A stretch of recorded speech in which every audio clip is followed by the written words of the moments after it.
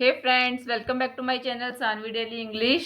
So friends, today we will learn some important English idioms. So friends, अगर आप भी अपनी इंग्लिश को सुधारना चाहते हैं तो वीडियो में अंत तक जरूर बने रहना और चैनल को सब्सक्राइब करना मत भूलना.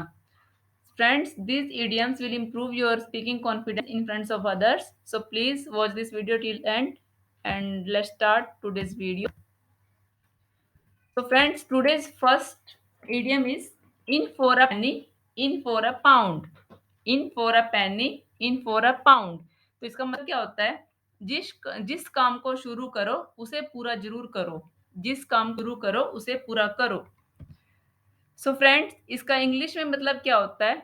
We will learn detail meaning in English. तो फर्स्ट मीनिंग होता है to complete a task no matter what it may need. मतलब एक काम को पूरा करना है, जरूर उसमें कोई मैटर नहीं करता कि उसमें क्या जरूरत है. उस काम को पूरा करने के लिए वो काम हमें पूरा करना है तो पूरा करना ही है. To put all of one's efforts into something, मतलब एक बंदे के पूरा एफर्ट डालना किसी चीज को पूरा करने के लिए, उसका मीनिंग होता है. ठीक है.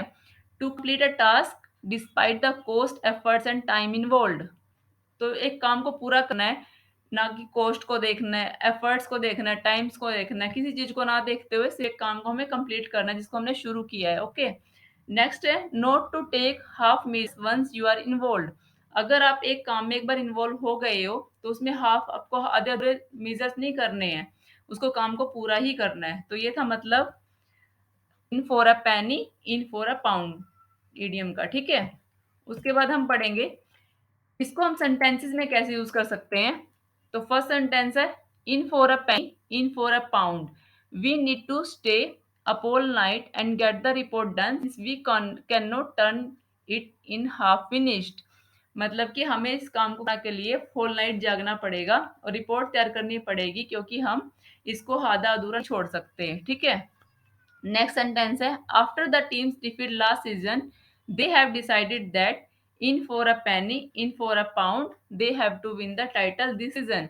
तो टीम पिछली बार हारने के बाद, पिछले सीजन में हारने के बाद उन्होंने इस बार डिसाइड किया कि वो इस टाइटल को इस सीजन में जरूर जीतेंगे. तो इसको बोलते हैं इन for a penny, in pound.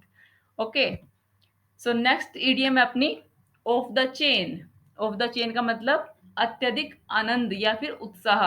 अत्यधिक आनंद या उत्साह. The chain. So friends, detail meaning in English let's learn. Extremely good and exciting, मतलब बहुत ही ज्यादा अच्छा और बहुत ही ज्यादा एक्साइटेड कोई चीज उसको बोलते हैं. सेकेंड है unrestricted and free. To be very wild, crazy और out of control. To describe wild और एक्साइटिंग फीलिंग ऑफ फ्रीडम. ठीक. नेक्स्ट है free from a duty, responsibility और वर्क. सो हम साइमल्टेनियसली ये भी कह सकते हैं ऑफ द चेन को हम as a freedom word use कर रहे हैं. ठीक है. फ्रीडम, गुड या फिर एक्साइटिंग, क्रेजी थिंग्स. ओके. तो उसमें हम ऑफ द चेन को यूज कर सकते हैं. अब हम सेंटेंस के थ्रू देखेंगे इसको हम इंग्लिश में यूज कैसे कर सकते हैं, बोल कैसे सकते हैं in front of others. So first sentence है I travelled across the American continent and it was off the chain. मतलब कि मैंने अमेरिकन कॉन्टिनेंट को विजिट किया, ट्रेवल किया और इट वॉज अ चेन. ये बहुत सुंदर था, बहुत ब्यूटीफुल था. ठीक है. सेकेंड सेंटेंस है last night party was off the chain, the music was incredible. जो लास्ट नाइट की पार्टी थी वो बहुत अच्छी थी. The music was incredible, music भी बहुत अच्छा था. नेक्स्ट है after months of working tirelessly on her project Sara is finally off the chain. So दोस्तों, उम्मीद है आप लोगों को सब मीनिंग समझ में आ रहा होगा. अगर कुछ प्रॉब्लम है तो आप कमेंट कर जरूर पूछना और चैनल को सब्सक्राइब जरूर कर लेना ताकि आपको अप टू डेट वीडियोस की नोटिफिकेशन मिलती रहे. तो नेक्स्ट इडियम है डॉग डेज ऑफ समर. गर्म और उमस भरा दिन, जो गर्मियों के दिन होते हैं ना बहुत गर्म, उनके लिए बोल देते हैं dog days of summer. So इसका डिटेल मीनिंग क्या होता है इंग्लिश में. Use to describe hot sultry days, मतलब कि बहुत गर्म और बहुत उमस भरा दिन. A period of hot days that occur in mid to late summer. जैसे जून में ना, जून जुलाई में, मई में गर्मी से उमस भरे दिन होते हैं, उनको बोलते हैं dog days of summer. The punishingly hot days of summer also called muggy days. उन डेज को मगी डेज भी बोलते हैं. ठीक है. So how to use in sentences let's learn. Lemonade is classic drink to keep yourself cool during the dog days of summer. जो lemonade है वो एक बहुत अच्छी ड्रिंक है अपने आप को ठंडा रखने के लिए. कब? During the dog days of summer, मतलब जब गर्मी के भरे दिन आते हैं उनमें अगर हम लेमनेड पियेंगे तो वो एक बहुत ही अच्छा ड्रिंक होता है गर्मी पीने के लिए, ठीक है। सेकंड सेंटेंस है, it was the start of the dog day of summer in Canada while the cold was at its peak in Australia. मतलब कनाडा में स्टार्ट हुए डॉग डेज और मतलब गर्मियों के दिन, और ऑस्ट्रेलिया में ठंडे दिन स्टार्ट हुए हैं, ठीक है।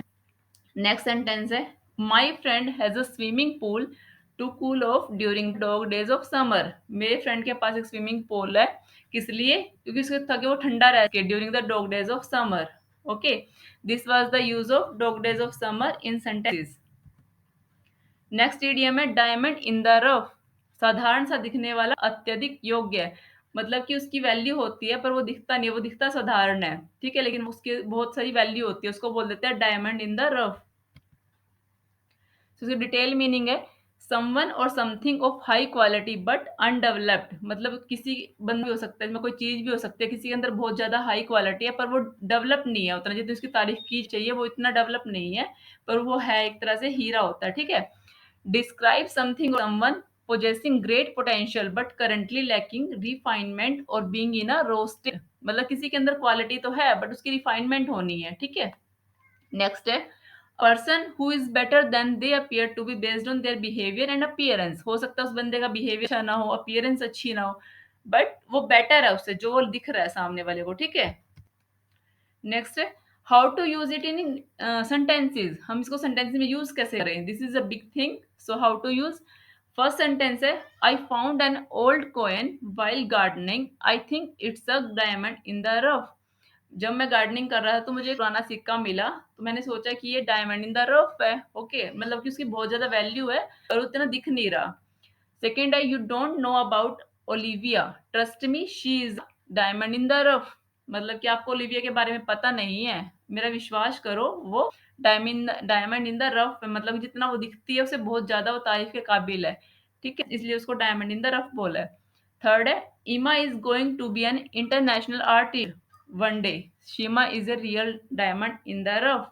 जो ईमा है वो एक दिन इंटरनेशनल आर्टिस्ट बनेगी, वो एक असली में रफ रफ डायमंड है, ठीक है। सो फ्रेंड्स, नेक्स्ट इडियम है, बैरल ऑफ मंकीज। कुछ बहुत ही अजीब या पागलपन भरा होता है, उसको बोल देते हैं बैरल ऑफ मंकी है ये, है ना। तो इसको हम इंग्लिश में इसके डिटेल मीनिंग को पढ़ लेते हैं सबसे पहले। Something very funny, diverting and amusing, मतलब कि कोई चीज बहुत ही फनी हो जाना, है ना। Something crazy, out of control और चियोटिक, मतलब कुछ क्रेजी सी चीज को बोल देते हैं। थर्ड, अ डिसऑर्डरली सिचुएशन और एक्टिविटी, जिसमें कोई ऑर्डर ही नहीं है, उस सिचुएशन को भी बोल देते हैं कई बार barrel of monkeys. Confusion, things are in disarray, a sense of irregularity, messiness and lack of order, मतलब किसी में बहुत ज्यादा मैस हो रखा है, कोई चीज पता ही नहीं है क्या हो रहा है, कोई रेगुलरिटी नहीं है ना, उस चीज को बोल देते हैं। तो इसको हम सेंटेंसेस में कैसे यूज करेंगे, let's learn. So first sentence है, the traffic jam was a total barrel of monkeys. जो ट्रैफिक जैम होता है उसमें कुछ भी ऑर्डर थोड़ी होता है, कि मतलब कहीं पे कोई हॉर्न बजा रहा है, कहीं पे कोई हॉर्न बजा रहा है, तो इसीलिए उसको क्या बोलते हैं, बैरल ऑफ मंकीज। नेक्स्ट है, the classroom descended into a barrel of monkeys after the substitute teacher left. जैसे ही क्लास में टीचर जाते हैं वैसे ही वो क्लास में क्या हो जाता है, बैरल ऑफ मंकीज, कोई बच्चा किधर जा रहा है, कोई बच्चा किधर जा रहा है, तो वहां पे मिसमैनेजमेंट हो जाती है, तो इसीलिए क्या बोलते हैं, barrel of monkeys. When my kid play it turns into a barrel of monkey in no time. जब बच्चे खेलते हैं तो वहां पे तो ऑटोमेटिकली बैरल ऑफ मंकीज हो जाना, उन्होंने कहीं पे कुछ फेंक देना, कहीं पे कुछ फेंक देना है, इसीलिए उस सिचुएशन के लिए बैरल ऑफ मंकीज यूज किया है। नेक्स्ट है, my sock drawer is a barrel of monkeys hopelessly disorganised, मतलब कि जो ड्रॉर है वो तो ऑटोमेटिकली होता ही हर वक्त है डिसऑर्गेनाइज, क्योंकि बहुत सारे बंदों को यही नहीं पता ड्रॉर में रखा क्या, कहाँ क्या रखा है, ढूंढते रहेंगे, वो मिसमैनेजमेंट की वजह से होता है, इसलिए उसको बोला है barrel of monkeys. So friends, ये थे कुछ आइडियम्स। अगर आपको अच्छे लगे हो तो कमेंट करके जरूर बताना, और चैनल को सब्सक्राइब करना बिल्कुल मत भूलना, ताकि आपको अप टू डेट वीडियोस की नोटिफिकेशन मिलती रहे। यहाँ पे मैंने अपनी वीडियोस की और भी नोटिफिकेशन के लिए लिंक दिए हैं, तो आप उनको जरूर देखना और मुझे जरूर बताना आपको मेरी वीडियो कैसी लगी। थैंक यू दोस्तों, मेरी वीडियो में लास्ट तक बने रहने के लिए धन्यवाद।